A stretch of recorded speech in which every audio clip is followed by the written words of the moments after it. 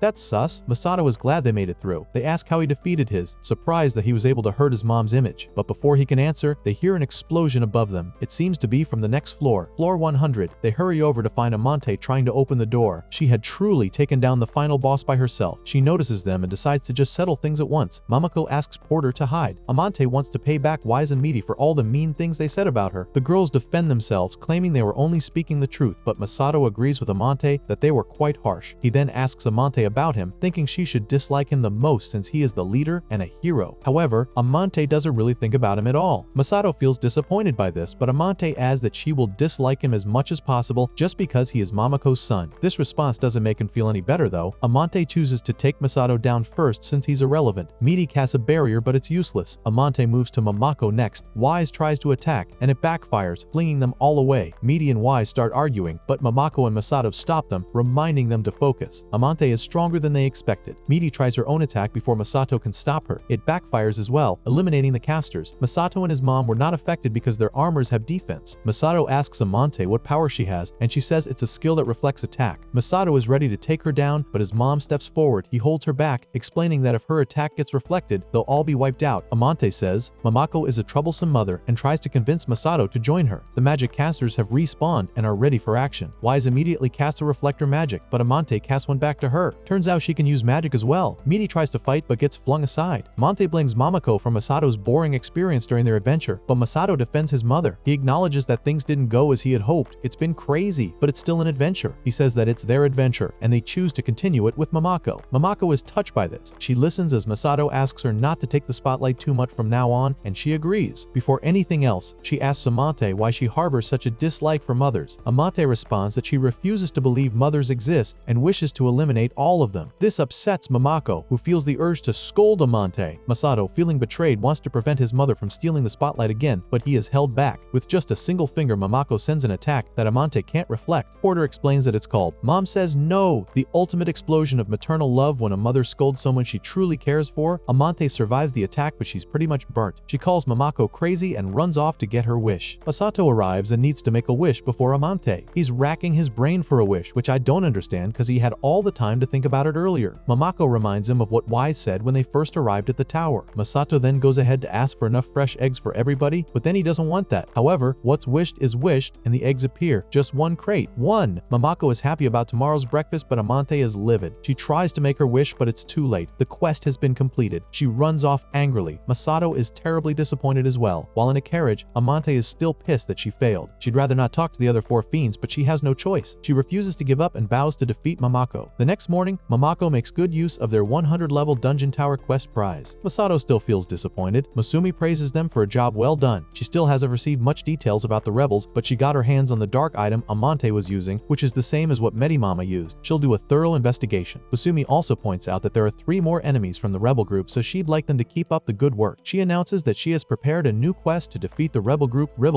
Masato and his people have to leave the city for the next quest. The townsfolk have even built a monument of Mamako. Poor Masato.